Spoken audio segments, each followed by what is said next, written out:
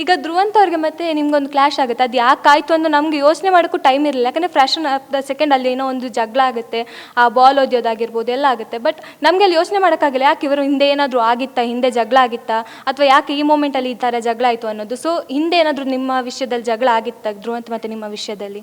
ಇಲ್ಲ, ಮನೇಲಿ ಒಂದು ಸ್ವಲ್ಪ ಒಪಿನಿಯನ್ ಚೇಂಜ್ ಆಗ್ತಾ ಇತ್ತು. ಬಟ್ ವೀಕೆಂಡಲ್ಲಿ ಆ ಬಾಕ್ಸಿಂಗ್ ಇದು ಬಂದಾಗ ರಕ್ಷಿತಾಗೆ ಹಿಂದಿನ ವೀಕೆಂಡಲ್ಲಿ ಒಂದು ಸ್ವಲ್ಪ ಕಮೆಂಟ್ ಮಾಡಿರ್ತಾರೆ, ನನಗೆ ತುಂಬ ಟ್ರಿಗರ್ ಆಗಿರುತ್ತೆ. ಆ ವಿಷಯ ಹೇಳಿದಾಗ ಧ್ರುವಂತ್ ಅವರು ತುಂಬ ಪರ್ಸ್ನಲ್ ಆಗಿ ನನ್ನ ಬಗ್ಗೆ ಹೇಳ್ತಾರೆ, ನನಗದು ಇಷ್ಟ ಆಗಿರಲ್ಲ. ಅದಕ್ಕೆ ನಾಮಿನೇಷನ್ ಟೈಮಲ್ಲಿ ಸ್ವಲ್ಪ ಕ್ಲಾಶ್ ಆಗುತ್ತೆ. ಈಗ ಧ್ರುವಂತ್ ಅವರು ರಕ್ಷಿತ್ ಅವ್ರನ್ನ ಬೇಕಂತ ಟಾರ್ಗೆಟ್ ಮಾಡ್ತಿದ್ದಾರೆ ಅಂತ ನಿಮ್ಗೆ ಅನ್ನಿಸ್ತಾ ಇತ್ತಾ?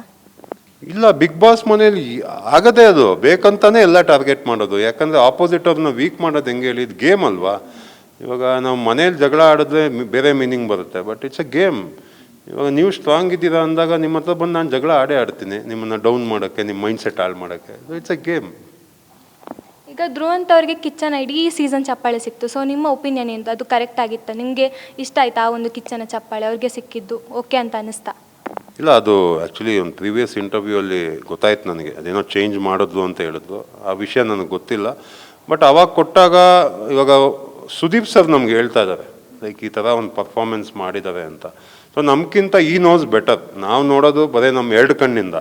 ಸೊ ಸುದೀಪ್ ಸರ್ ಅವ್ರ ಕಣ್ಣಿನೂ ನೋಡಿರ್ತಾರೆ, ಅಲ್ಲೊಂದು 75 ಕ್ಯಾಮ್ರಾ ಇರುತ್ತೆ. ಸೊ ಈ ನೋಸ್ ಬೆಟರ್ ಅಲ್ವಾ ಯಾರು ಪರ್ಫಾರ್ಮೆನ್ಸು ಅಂತ. ಮೇ ಬಿ ಸುದೀಪ್ ಸರ್ಗೆ ಅನಿಸಿರ್ಬೋದು ಅವತ್ತು ಹಿಂಗೆ ಕೊಡಬೇಕು ಅಂತ, ಕೊಟ್ಟರು. ನಮಗೇನು ಅದರಿಂದ ಒಪಿನಿಯನ್ ಏನು ಚೇಂಜ್ ಆಗಿಲ್ಲ, because we respect Sudeep sir. ಈಗ ರಕ್ಷಿತಾ ಗಿಲ್ಲಿ ಬಿಟ್ಟರೆ ಬೇರೆ ಯಾರ ಜೊತೆ ನಿಮ್ಮ ಬಾಂಡಿಂಗ್ ಚೆನ್ನಾಗಿತ್ತು ಆ ಮನೆಯಲ್ಲಿ? ಇಲ್ಲ, ಯಾರ ಜೊತೆನೂ ಅಷ್ಟು ವೈಬ್ ಇರಲಿಲ್ಲ. ನಾನು ಧನುಷ್ ಒಂದು ಚೂರು ಮಾತಾಡ್ತಾ ಇದ್ವಿ, ಅದು ಬಿಟ್ಟರೆ ಸೂರಜ್, ಇಲ್ಲ ಅಂದರೆ ಸ್ಪಂದನ. ಸೊ ಅವ್ರ ಜೊತೆನೂ ಒಂದು ಚೂರು ಬಾಂಡಿಂಗ್ ಇತ್ತು. ಕಾವ್ಯ ಅವ್ರ ಜೊತೆನೂ ಸ್ವಲ್ಪ ಬಾಂಡಿಂಗಲ್ಲಿದ್ದರೆ ಮತ್ತೆ ನಾಮಿನೇಟ್ ಮಾಡ್ತಾರೆ ನಿಮ್ಮನ್ನು ಕಾವ್ಯ ಅವರೊಂದು ವಿಷಯದಲ್ಲಿ. ಸೊ ನಿಮ್ಗೆ ಅದು ಇಷ್ಟ ಆಗುತ್ತಾ?